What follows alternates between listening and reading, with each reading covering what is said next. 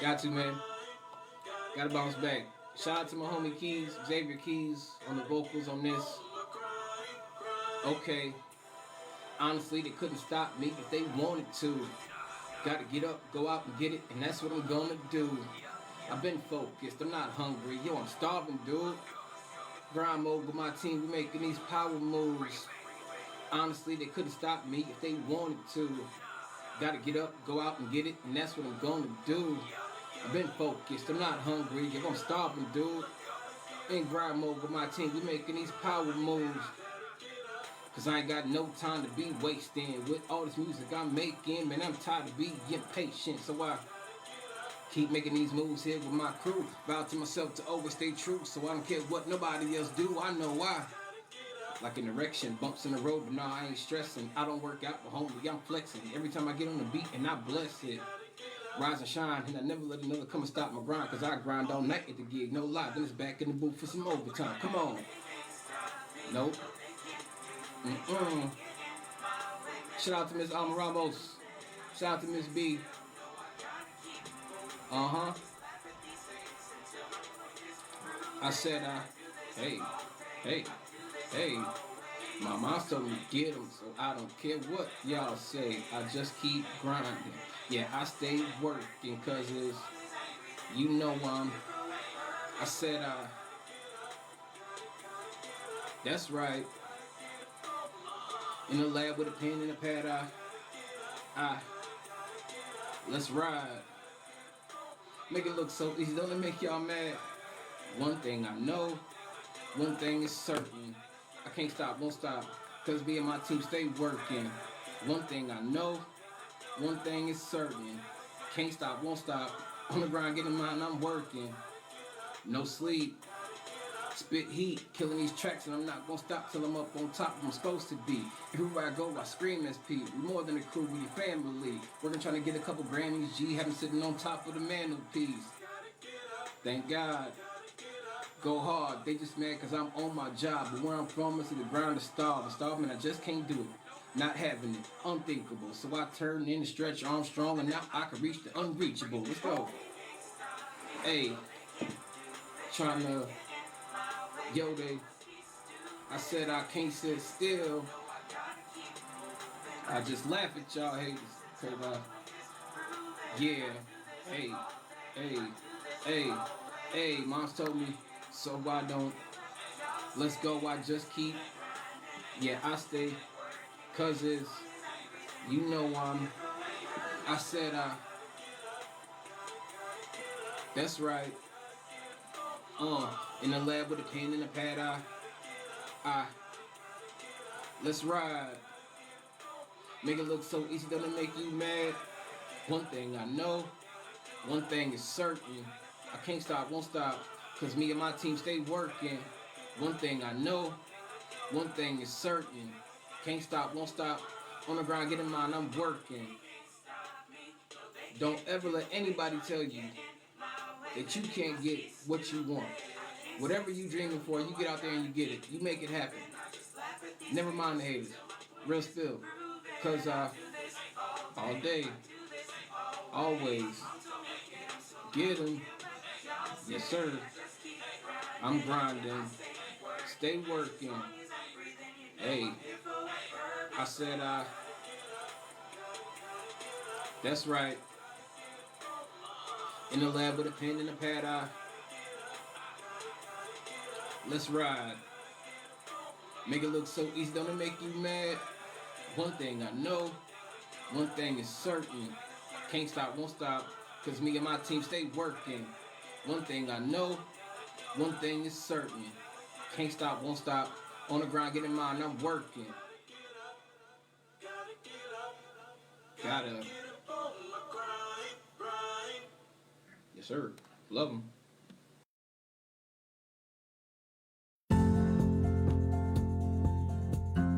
Rise and shine. Pour yourself a cup of coffee and tune in to Good Morning Aurora.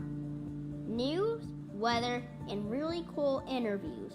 Monday through Friday from 8 to 9 a.m.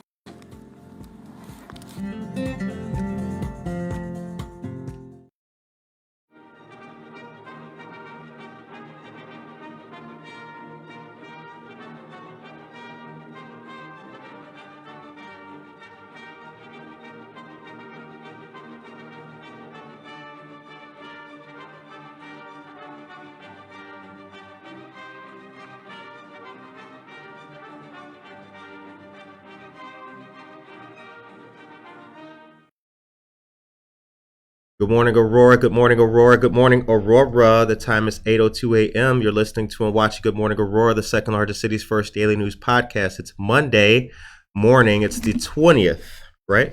20th today? It can be. It can't. Life is what you make it. But it's a Monday. It's a little chilly outside, but it's a beautiful, nice, warm day. And it's warm in our hearts. I've got news for you. We also have a great guest. With us today is Paul Calhoun, a professional speaker from Advisor Speaks, a company that educates management teams in the area of mental health in the workplace. He's also a nationally accredited mental health first aid instructor, an accreditation he received from the National Council of Mental Well-Being. And if that wasn't enough, he's also the author of 4 books. There's a lot more we could cover about our guests, but we'll keep it short for now and cover the rest later if there's time. And if you'd like to know more about our guest, you can visit his company's website at advisorspeaks.com. The link for that will be in the chat momentarily. Author of 4 books. 4, one of which is an audiobook. Okay. My first book was 7 Facets of God. Came out back in 2008, 2009. Okay. And wrote that during the recession, the economic downturn, the housing bubble. Yeah. And I wrote that, ironically enough, as a journal to help me get through my anxiety and depression of going through foreclosure and everything else. Right. And so I was using my writing as a therapeutic tool, if you will. And so I was writing this book, 7 Facets of God, and the parts of the book I use for like stories to help emphasize a point. Right. I use anecdotes to stories. Went very well, and a lot of people like the stories. They didn't much like the theological part of it, but they like the stories in it. Right. And they suggested I should write a fictional book on just a story. So I thought, okay, let's see where this goes. So I did that and wrote my second book, Love Letters, which is a modern day version of The Notebook, if you will, by Nicholas Sparks. But it's my version of it, my story of it. And in that story, Love Letters, I did something known as a 12 Days of Christmas, Okay. where there was 12 days of my girlfriend at the time giving presents after present after present for 12 days straight. And on the 12th day, it was an engagement ring. And that was part of the story in Love Letters. And it went very well. Sounds like a bestseller, brother. You're not the only one, because that book there is the one that really took off. The first book, 7 Facets of God, a few people in the influential world, Joel Osteen, Christopher Lloyd, James Tolkien, and a few pastors in the area liked the stories, and they said, "Go out and make a book for just a story, a fictional story." Well, it made Love Letters, and that when that hit Hollywood, it went big time viral. So I thought, well, maybe I got something here. Right. So with that, I was able to get into the world of being a camera operator, and got to work with a vast amount of people. You've seen pictures of some of them, actually, and it was a great time. And from there, it just went to a different path. And I thought, well, I'm making people feel good. I enjoy making people feel good. Right. I got what we would know in the mental health world as the helper's high, where you help someone, you feel good. The helper's high. Excuse me. So I thought, well, I'll help people find work. Right. Okay. And so I was a member of the Community Career Center in Aurora, Illinois, over by Cracker Barrel in 88 and Deal Road. Yeah. And so I was helping there, volunteering with the orientation. And the director, one of the directors, Becky Brilliant, great lady back then. She's moved on since then, but back then she was there. She said, "How about we create a program to help people find work?" I said, "I could do that." Right. So I created a program called How to Sell Yourself to Employers. It was a 4-step program covering the paperwork, the tangible aspects of finding work, like resume, application, cover letters, your personal appearance, how to dress, how to present yourself, your online experience, and your communication and networking experience and so forth, using all that to encapsulate the process for finding work and how to sell yourself to employers. He said, that sounds good.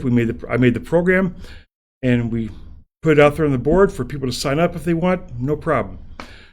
Expecting maybe 10, 15 people. Well, it turns out that timing apparently was everything, because day one of the class, it was a 4-hour class. Day one of the class, we had to turn people away because we were about to break fire code for room occupancy. Wow. Yeah. So I'm like, okay, maybe we got something here. And they were like, yeah, maybe. Let's try this again, see what happens. So we told people to come back for another class we're going to schedule later on. So we scheduled the second class, and sure enough, same thing. We had to turn more people away because we were about to break the fire code for room occupancy. So I'm like, okay, maybe I got something here. So I like helping people, and especially in the area of mental health. But my brother, a long time ago, back in the 70s, was diagnosed back then mildly educationally retarded, but nowadays is considered autistic. Right. And so I started working in the mental health field, and excuse me, started making presentations and learning more about how to help people with living with mental health and mental illness and so forth, to help them out.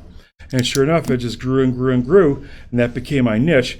And so as a result, I thought, I'm going to focus on this area of speaking on mental health and take it from there.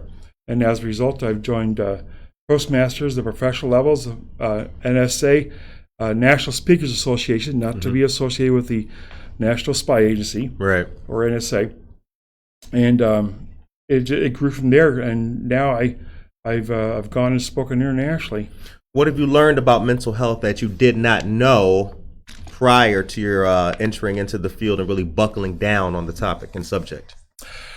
Oh gosh, I learned a lot in the area of, one, understanding what people living with a mental illness are going through. Because I deal with anxiety and depression myself, but other people living with, for example, hallucinations, what that's like. Right. OCD, what that's like. Having a better understanding of the experience. And by having that better understanding of the experience of what it's like for a person living with those conditions and those situations, I'm able to have a better communication, better connection, and better assistance helping them as a result. I'm curious too, and I want to detail working with companies and organizations and their mental health. There seems to be more of a focus on that nowadays, the overall collective health of the employees in a company. When did that start to be a priority? I started seeing an uptick in that during COVID. Okay. During the shutdown of COVID.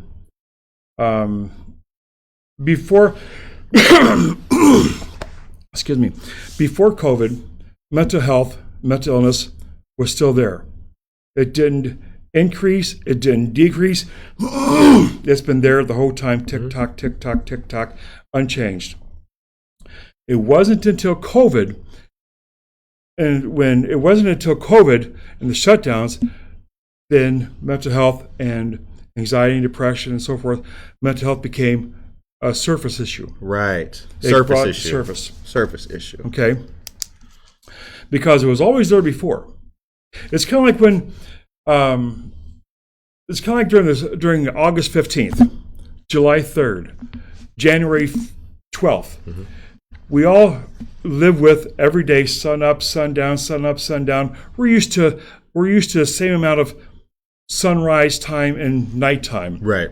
But it's not until our environment changes with having to change the clock backs or having to change the clocks forward that we notice, hey, the sun is setting shorter. The sun is setting later. Well, guess what? The sun is setting at the exact same time as it did the day before as it is now. It's just our reference, our perspective, our view of that time has changed. Right. Not the sunset itself, but our view, our environment of time has changed. That's what COVID did with mental health. Mental health was always there before. It's just now that COVID was there and we've all had to stay home, or as I call it, we all were grounded. Yeah. And we've had to stay home. We had to work from home. We couldn't go out to activities. We couldn't go out and have our what I call self-care activities, shopping, baseball games, football games, hanging out with friends, going out for a pizza, going out for a beer, going out and watch the Bears lose. We couldn't have these enjoyable moments. We couldn't have these enjoyable moments out and about and enjoy things that we saw an increase in mental health and anxiety, depression, and so forth. Right. And when all the protests were happening for one thing or another, okay, we saw a lot more people protesting on the very same issues that existed before the pandemic, but now we saw a lot of people doing more protests during the pandemic because that's the only activity they could do. Right. They couldn't go roller skating. They couldn't go to a baseball game. Couldn't go ice skating, couldn't go to a football game, couldn't go to a kids' soccer match, couldn't go to an arcade, couldn't go to a movie, you could barely go to a restaurant if they could find people to work there. The only activity they could do were the protests. But now that all the doors are open, all the restaurants are open, all the movie theaters are open, all the venues are active again, baseball, football, child soccer. Now those are all open again. We're seeing more and more protests being dwindled down to not as active as they were back in 2020, 2021. So, my point behind that is this. It was the change of the environment, change of the conditions, change of the terms of which we could interact that had an effect on focusing on how we feel, how others feel, how others behave. That's what brought mental health to the top of the surface from deep down below. What is Advisor Speaks and what is its history? Pam Stallings, good morning. Jennifer Ryan Mayton, good morning. Good morning, everybody. Advisor Speaks started back in 2007 when I started doing some light speaking for an organization called Community Career Center for helping people find work. And it was there I noticed I had a pretty good talent for speaking because we oversold the room and almost got shut down because of fire code. The story you were mentioning. Right. Where the room got too full because people were showing up. And so I started speaking on that and found I had a good niche, a good skill for that, and wanted to help people. So I started in the area of mental health.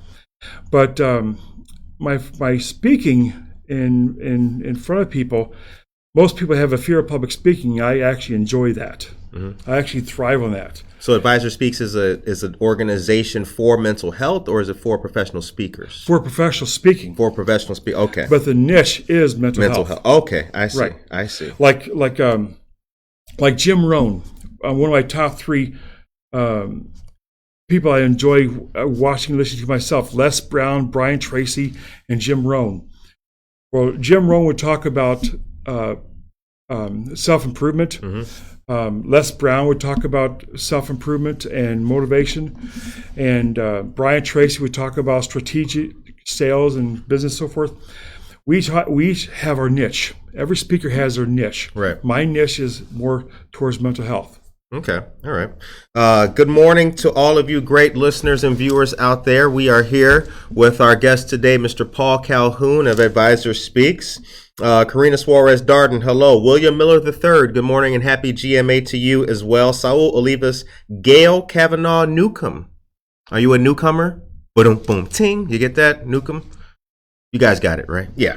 Good to see you. And Saul Olivas wants to know who ran the Tomahawk 5K this weekend. It looks like a lot of people did. The Aurora Area Hispanic Advisory Board ran. Zyra, Gil, Brian, and Melissa. Shouts out to all of you people. And Brian Moreno, good morning to you as well. The time is 8:17. So, the National Council for Mental Well-Being. Let's talk about that. What's its history and its roots? The National Council of Mental Well-Being is a nonprofit organization in Washington, D.C. Okay. And Michelle Obama has actually recognized that organization for helping those with mental health,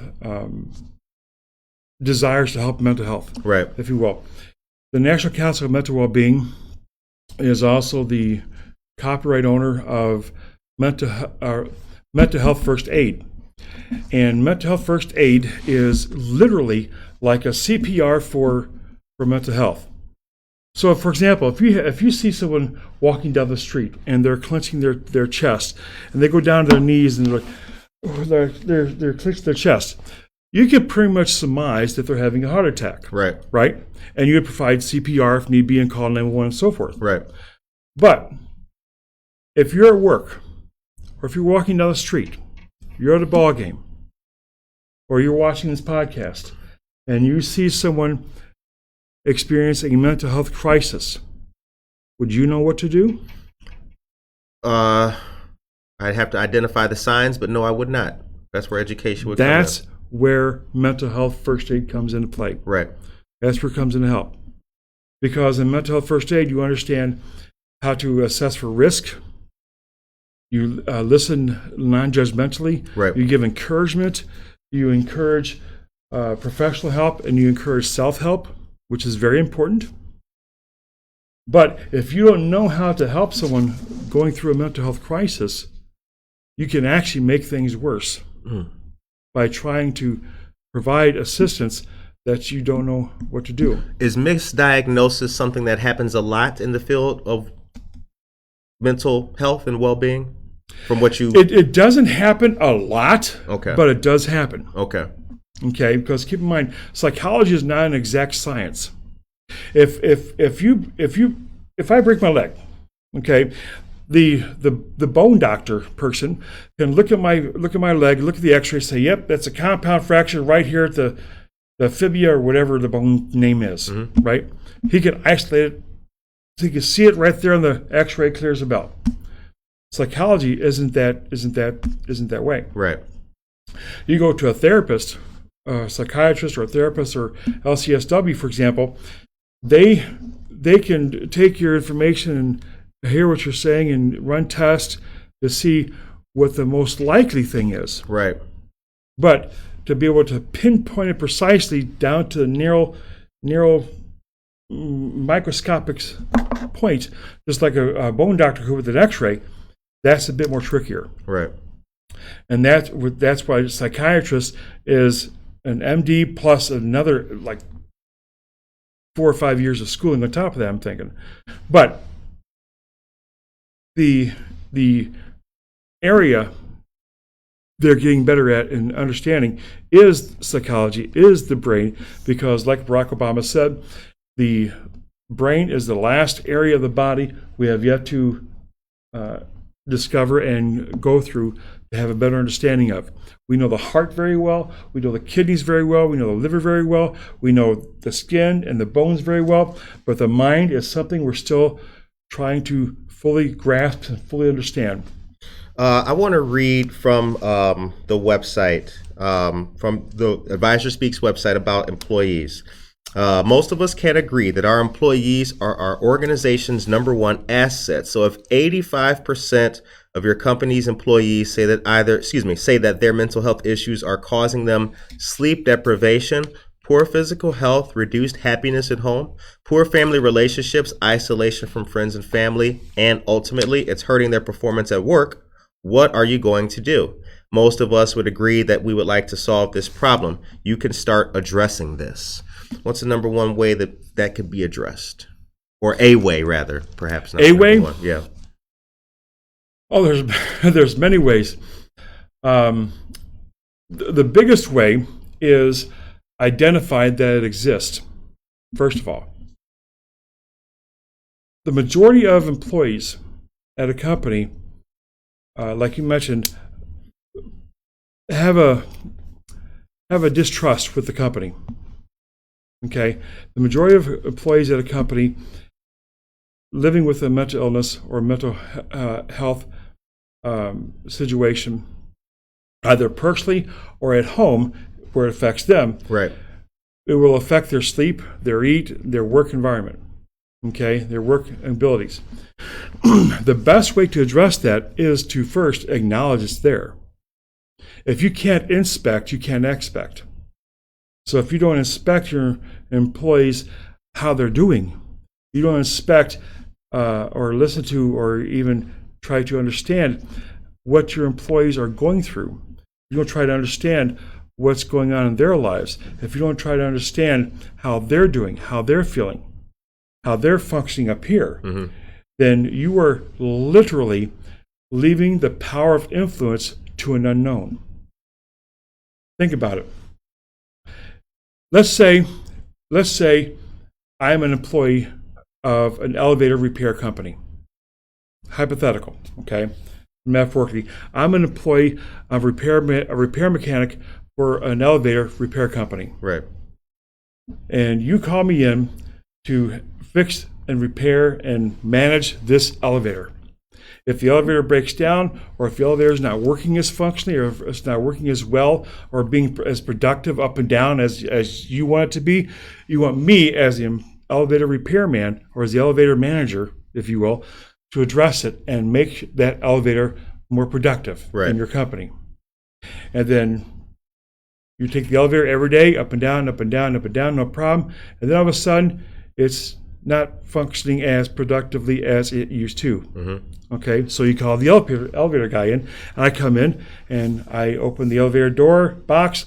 I look at the elevator, and you ask me what's wrong with the elevator. I say, beats the heck out of me. I don't know. I'll work on it though.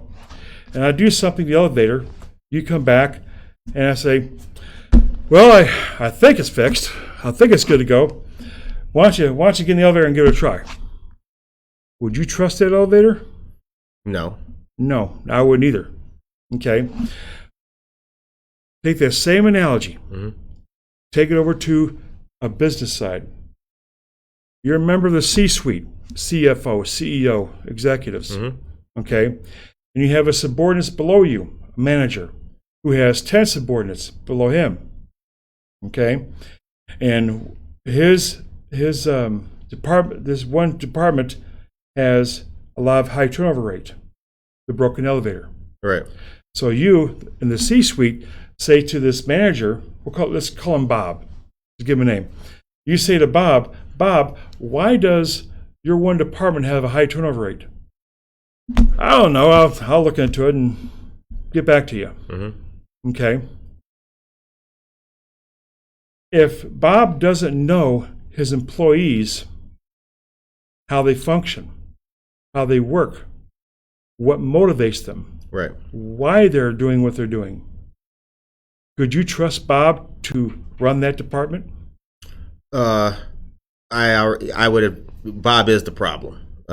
Would you trust that? No. Yeah. No. Exactly. I see Bob is the problem. So what's the how we change that? Now that we've identified, what's the how? That's what I'm getting at. Okay. How you change that is you have them trained on understanding mental health.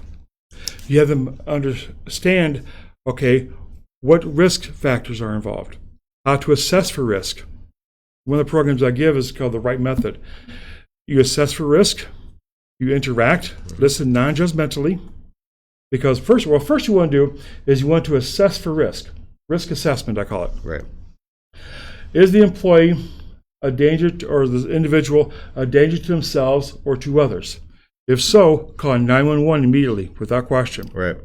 Okay, end of story. Next, in the RIGHT, the right method, next is I, which is interaction. Interact with them. And in your interaction, listen non-judgmentally. Judged listening only reinforces the stigma behind mental illness. Right. And because if you're listening judgmentally, well, you shouldn't feel that way. Well, you don't feel that way. Just get over it. Or like Cher says in that one movie, snap out of it. Right. Right? Yep. If you listen non-judgmentally, that's just going to cause the individual to not talk about it. Right. And if they're not talking to you about it, you can't assess for risk. And like I said earlier, if you can't inspect, you can't expect. So listen, interaction, listen non-judgmentally. G is giving hope. You want to give them hope for that there is recovery possible. And recovery with mental illness, recovery is possible. I guarantee you on that one. I've seen it and experienced it. Recovery is possible. There's a lot of people out there living with mental illness who manage it quite well and are in that recovery, and you can just look at them, not even tell they're living with mental illness, but they manage it quite well. They're in their recovery. So recovery is possible. So give hope in that. Now, one thing I want to say about that is hope or advice is not hope. Giving advice like, you know what you should do? You should do this. It helps. Or if you're having a mental illness day, you should rub some cream on your forehead or whatever. Right. Kind of stuff. Advice is not hope. True story. True story. This happened. It happened here in Aurora, too. Okay. I was going to church one Sunday, and I like karaoke. Okay. Yeah, heads up. I like karaoke. It's a Filipino thing. You got to be a cool dude to hang out with. Oh yeah. Until I sing, then I'm not so cool. And true story, my wife's Filipino, and like Joe Coy says, in the Philippines there's 117 dialects, but the only common dialect is karaoke, which is Japanese. So, but I like karaoke. And so, and to all my Filipinos out there, ikaw ay Pinoy, hey, kamusta ka bayan? That's how are you in Philippines. Okay. Anyway, I like karaoke. And so I thought, well, I can join the church choir and have fun doing karaoke at church, right? Right. Who needs to go on a Saturday night, right? I can karaoke at church. So I went to the pastor. I says, Pastor, I want to join the choir. He was like, can you sing? I says, you bet I can. So I said, I can sing, yes. He says, let me hear a few songs. Yeah. So he lets me stand in front of his office. I'm singing, la, la, la, la. I'm holding the mic, la, la. I'm singing a song, yada, yada, yada, yada, blah. I'm singing. And afterwards, he sits back and says, Paul, let me give you some advice.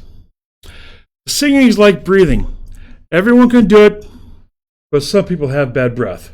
Oh. So as you can probably guess, I'm not part of the choir. Right. And there was a pastor that gave me that advice. That's tough advice, but Yeah. it's tough love, right? Tough love. So like I said, when you give hope, don't mix it with advice. Advice is not the same as hope. Right. So, and as far as the right acronym, H is for help. Okay.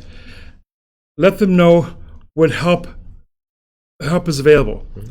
Professional levels of low cost, professional levels of assistance, of help. For example, the big one that just came out this year, 988. Yes. That's a big one. In fact, that is so popular right now and so being used. Thank God for that. It's so being used that they need more volunteers, more counselors to help with that. So if you're able, please. There's also like Loaves and Fishes here locally can provide assistance in areas in that. Yep.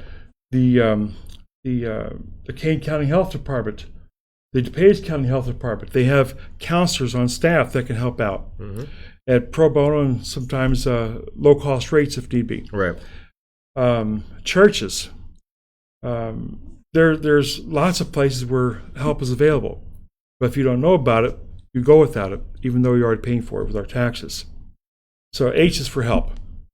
And T is for tools. R-I-G-H-T. T is for tools. Tools for self-help care. These are tools people use on a normal daily basis, Like we talked about before, during the pandemic, you couldn't go out to a baseball game. Right. You couldn't go out. You couldn't go out to a restaurant, or couldn't go out to a church choir and not hear me sing, because those things weren't allowed during the pandemic. But people use those for self-care tools. My wife does retail therapy, for example. Shopping. Yeah. And I pay for retail therapy. But so for her, it's low cost. So $2,000 session, right? But self-care tools people can use for self-care help. And even for mental health first aiders, we have to have our self-care done as well. Because when you're helping someone going through a mental health crisis, it can have an effect and will have an effect on you as well. You can't go through an experience of helping someone going through a life-changing crisis without having an effect on you. Right. True story. My wife and I are at the Riverwalk. And for those who are listening internationally and across America, the Riverwalk is a nice area in Naperville with flowers and a nice wooden bridge. It's a very nice area. Feel free to Google it on the Bing. But the Riverwalk is a nice area, nice scenic area. And we're walking, and there was this teenage girl on the bridge, the outer part of the bridge. Mm-hmm. And she was contemplating jumping into the river. And I was taking pictures of the flowers and so forth, and my wife, said, "Hun." And she pointed out. Now, I got to tell you, I am a pretty big guy. I climbed over a rock wall in a heartbeat and went over and helped her out with a couple other people. But you cannot help a person in that experience. Now, the lady's doing fine. She's doing much better now. She's well, which is good. But you cannot help an individual going through a crisis like that and have it not impact you. What's been the way for yourself personally? I'm sorry? How has it impacted you personally, such an experience? Me personally, that experience was, for one, I got the Great Helper's High, which is an addiction by itself. For people who love to help people, we know the Helper's High is an addiction. Okay, that's our morphine, if you will. So I got that Great Helper's High, and let me get on. I'll get back on antidepressants later on and how to help with that. Anyway, but the Great Helper's High, I got that, and later on I learned more about her and more about people that were helping her as well. So we gained friendship, gained more connections, and she's celebrating Thanksgiving this coming week, and it put a notch in my memory brain of, hey, something to remember, because you always remember moments in life that have a dramatic impact on you. You do. Yes, you do. Everyone remembers where they were on 9/11. I do. Where were you? I was at a company called Westel Technologies.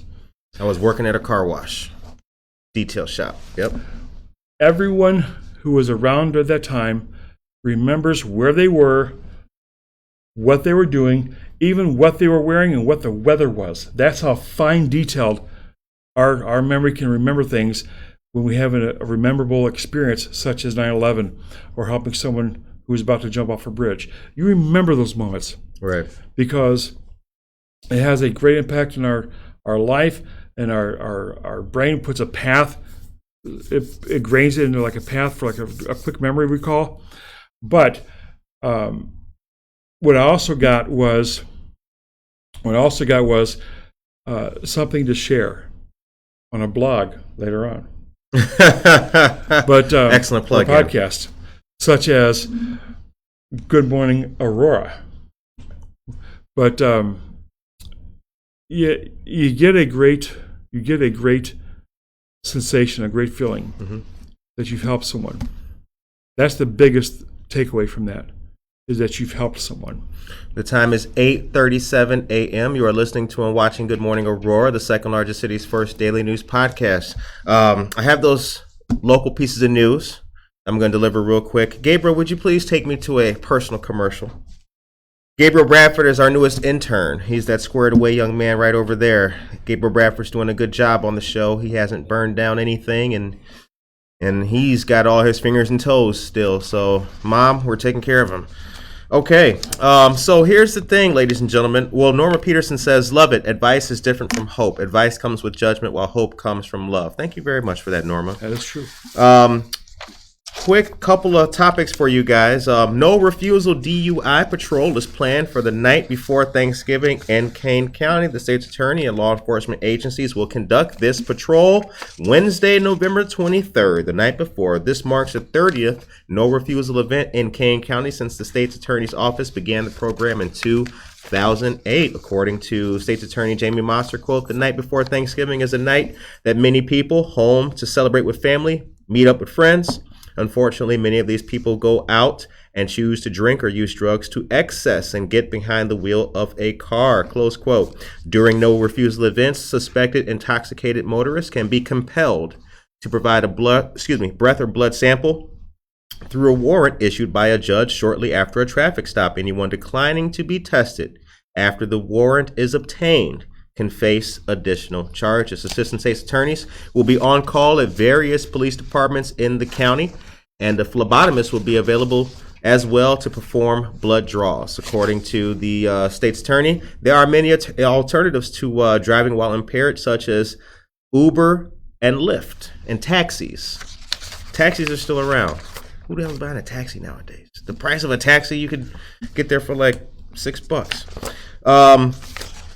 Oh, here it is. Del Webb over 55 development is now open, featuring 169 homes officially in Aurora. Now, this was Thursday's ribbon cutting. Well, it was last week.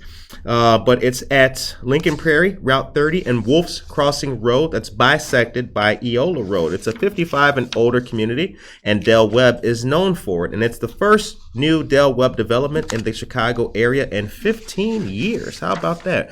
The 169 low-maintenance ranch homes come in 6 styles of 2 to 3 bedroom houses, ranging from 1,502 square feet to 2,754 square feet. Designs include large kitchen islands, tall sliding glass doors, suites with spa-like baths, and storage space. The gated community also has an 18,000 square foot clubhouse that will include meeting spaces that can be used for classes, billiard rooms, locker rooms, indoor and outdoor pools, recreational areas with tennis and pickleball courts.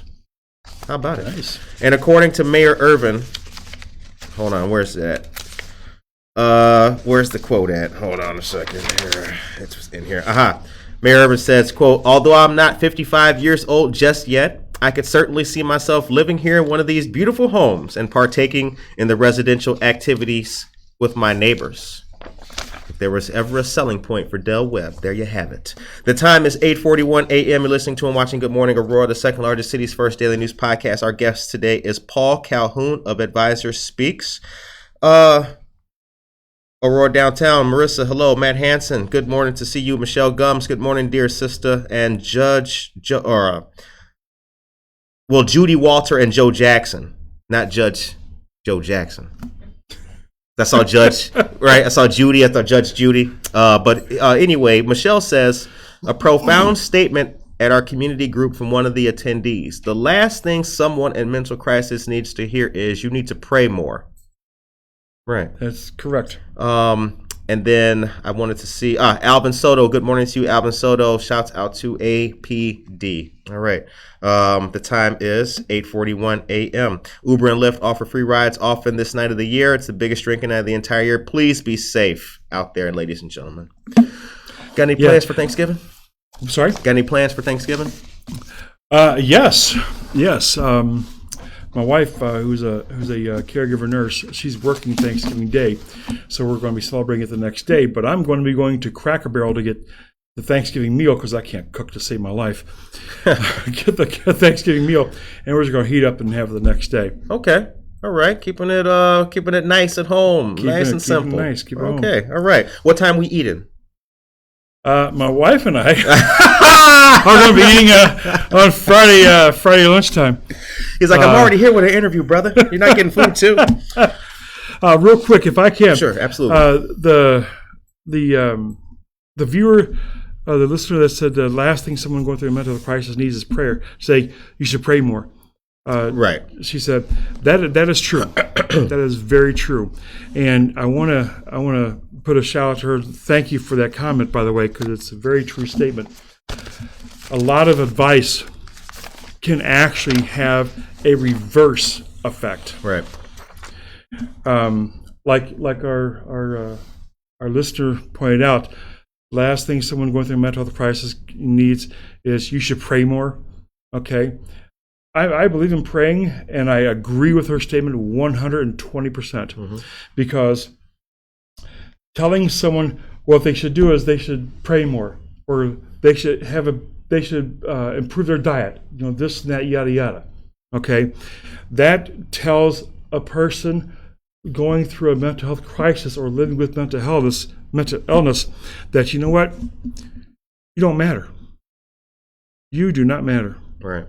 Because I don't want to get to know you enough to understand what you're going through, so I'm just going to say a whatever to get you through it. Right. And plus, some people are probably already praying anyway for the strength to get through the incident. Exactly. So to tell them that all they need to do is pray more could be demeaning in many ways to a lot of people. Yeah. So shout out to the good comment. Yep. We've got some great listeners. We've got some great listeners who care.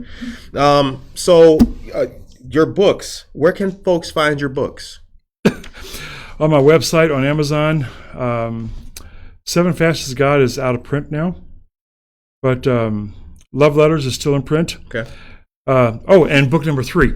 Since we're on that one. Yeah. Book number 3 is actually it's a short ghost story that is family safe. There's no swearing and no, blood chopping stuff. Oh. It's a short family safe ghost story that you can tell the kids around the fire pit. Okay. And had that one turned into an audiobook as well. Okay. Which is also a safe story and has some sound effects with it as well. All right. So this way you can have it play for the kids. And the audiobook is only 20 minutes long. Mm-hmm. So it's short enough for the kids to listen to and be doing their next thing that kids do, because the attention span is not very long for children. What's the title? Oh, I'm sorry. That one is The Trial. The Trial? The Trial. Yeah, sounds scary. That one is actually, it's a story about a sheriff who's about to retire, and he's made a career out of wrongfully accusing people to better his career, right? To better his numbers, if you will. And as he's about to retire, his last victim comes back to haunt him. And it turns out karma can be deadly. I'll leave it at that. Oh, damn. Are you sure it's good for the kids? That sounds kind of... It is a safe kid story. There's no profanity, no bad stuff. And your fourth book, the final book? That's the audiobook of The Trial. Okay, that's the audiobook of The Trial. The Trial is actually available on Kindle through Amazon, and the audiobook is through Audible. Okay, all right. So when is your next speaking engagement, and how can folks take part in that? My next speaking engagement, I'd have to look here. Most of them are all private, usually. Oh, my bad. We have private corporations and private companies and whatnot. Right. Like, don't tell them that GM's going to be doing the speaking engagement on Tuesday the 3rd, man. Don't do that. No, that's not how it works. But yeah, they're all private. Okay. For the rest of this year. But what I am looking to do is I gave before I went to the Philippines and came back. Big change of weather, by the way. I gave a short version of the right method for the Rotary, the Aurora Sunrise Rotary. That's my team. Yep, off of Galena. Yep. Mothers. Yes. Mm-hmm. Yes, great group, by the way. Hi, Phil. Great group, by the way. And I gave a shortened version of the right method for them. I also want to give the right method for a bunch of other Rotary clubs. So if you're part of a Rotary club, get a hold of me. I'll come speak there pro bono, free of charge. And you can hear some of the topics, if you will. Are some of your speaking engagements paid engagements that you speak? Most of them are, yes. Okay, all right. Most of them are, yes. Okay. But I'm looking to do more. As I'm retiring, I'm looking to do more pro bono. Okay. Now, to book you or to reach out to you for an engagement, folks can go to Advisor Speaks, and there is a form to fill out on the page. Correct. Okay. I'll go to advisorspeaks.com. Excuse me. And click on booking, and it'll take you to a 3-section form to fill out, and I'll get that. Or if you want, just give me a call at 888-490-8570 and get a hold of me that way, and we'll get started.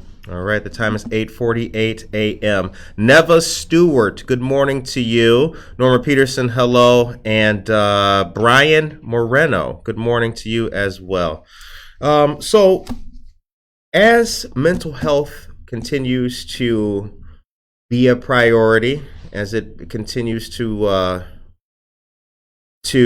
or groups like NAMI and other things, as they begin to be better funded, 988, as new things come about to address mental health, what do you see as something that the community of mental health professionals should keep their eye on? What's the ball that they got to keep focusing on? Because there is a danger of people being left behind or not being seen, I guess, for lack of a better term. So what should folks keep their eye on as mental health services progress and get better? Well, not every medical professional, this may seem kind of odd, not every medical health professional is trained to understand the signs of a mental health crisis. Okay. So if you can understand the signs of a mental health crisis, what to look for, the better off you're going to be in identifying it. Okay, like I said before, if you can't inspect, you can't expect. And a lot of people, even in the healthcare field, may see someone going through a mental health crisis and not know that the individual is going through a mental health crisis, because a lot of people going through a mental health crisis will do their utmost best to hide it, to bury it deep down, to not talk about, not share about. And that's because of one word: stigma. Back in the day, and even today, still, back in the day, oh, don't talk with him. He's different. Stay away from him. Oh, don't talk to him. He's crazy. He's nuts. He's gone out there. Okay, and it's because of that stigma. People will not talk about it. And if people will not talk about it, other people won't know about it unless they know what to look for. So if you can identify some of the warning signs, that's your first step. A lot of companies have employees that will show the warning signs if you know what to look for, and totally miss them because they don't know what to look for. True story.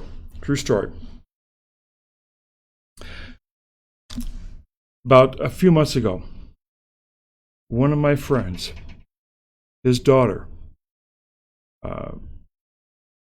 told his girlfriend, his living girlfriend, that she's contemplating suicide.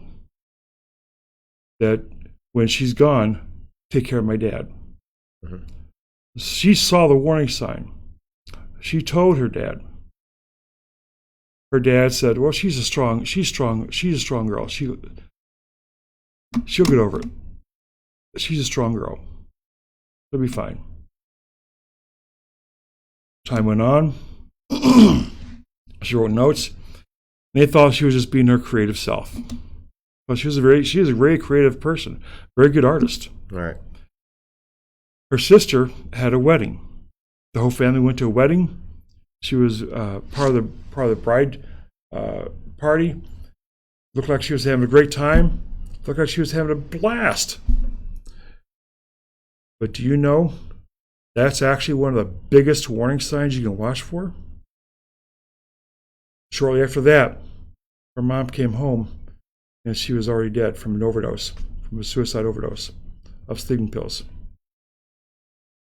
If you know the signs to watch for, you know what to watch for in areas of mental health, a crisis, for example, especially with suicide, you can help negate a problem. You can help prevent a problem from actually happening. And if we have time, I would like to talk about suicide if we have time. We do. There are some signs I definitely want to point out because we are seeing an increase in suicide use. We're seeing an increase in substance use and overdoses, some accidental, some intentional. If you know someone going through an overdose, Narcan is what you need to have when you're ready. But if you experience overwhelming sadness, an overwhelming urge to end your own life, because the burdens are greater than any resolution or any repairs that you can fathom, call 988 and talk with someone, please. If you know someone going through that crisis, talk with them. Non-judgmentally listen with them, Right. and understand what they may be going through. And some of the warning signs you want to watch for, especially in the area of suicide, if they look and they're feeling down for a long period of time, for 2 weeks or more, that's a sign. They may be contemplating suicide. If they used to eat normally, used to eat a lot of food, and now they're not eating as much, or they used to not eat as much, now they're eating more, that's a warning sign to watch for.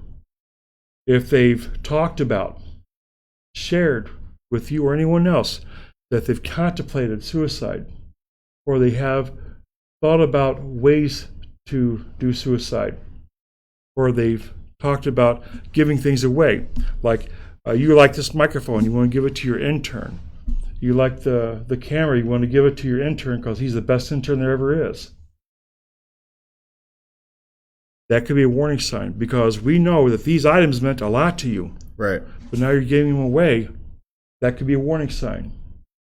If you see someone writing a suicide note, or you see a suicide note, take that very seriously. Take it very seriously. If they're talking about, like I mentioned, ways, if they've picked a date, take that very seriously. One of the things that a lot of people who have family members and friends that have lost a loved one due to suicide, when they look back in hindsight, they see all these warning signs and they say, if only I'd known. And one major, huge red flag to watch for, if you know someone going through those stages or those signs, showing those signs, the letter, the talking, the method, the date, and so forth, they have all planned out and everything else. The long-term depression and sadness, for example. And then, all of a sudden, I feel better. You know what? I know I was talking about that before, but don't worry about it. I'm fine. I'm good. I feel much better. That is one of the hugest flags you can see. And the reason why that's one of the hugest flags is because they have already decided to commit to it. They picked a date, a time, a method, a place. They've taken care of all their affairs. They've given away their microphone and their camera to their intern. They've done everything they need to take care of before they go. And they've got the time, place, and mind to do it. And for them, it's a huge burden. Oh, I feel great now. I feel better. Right. That's a huge flag. If you see that, without question, 911. The time is 8:57 a.m. This has been a fantastic conversation with Mr. Paul Calhoun of AdvisorSpeaks.com. Your number one more time for the folks? 888-490-8570. Or you can contact me at AdvisorSpeaks.com. Thank you very much we'd like to say thank you very much to Mr. Calhoun for his time, for coming on the show. Really nice to meet you and speak with you and learn about this important topic. The website AdvisorSpeaks.com also has many different clickable links for more information on there in regards to employers, organizations, companies, and individuals as well. The time is 8:58 a.m. Norma Peterson says, thank you so much for this valuable information. Edna Villarreal, Ellen Peterson Eggleston, Kay Courtney, Jane Dowling, Sharon Rawls, and Lolette Smith. Good morning. Good to see you all. The show ends on a positive note. What is your message today for the people of Aurora and anyone watching? The positive note, my message would be, one, happy Thanksgiving, happy holidays coming up. But a positive note is those living with mental illness, you are not alone. Recovery is possible, and without question, your life matters as well. Thank you very much for that message, sir. Much appreciated. I hope that you guys all have a blessed and a positive day today. Tune in tomorrow for another great episode of Buenos Dias, Aurora, and Good Morning, Aurora will return to you all on Wednesday. Take care of yourself and each other.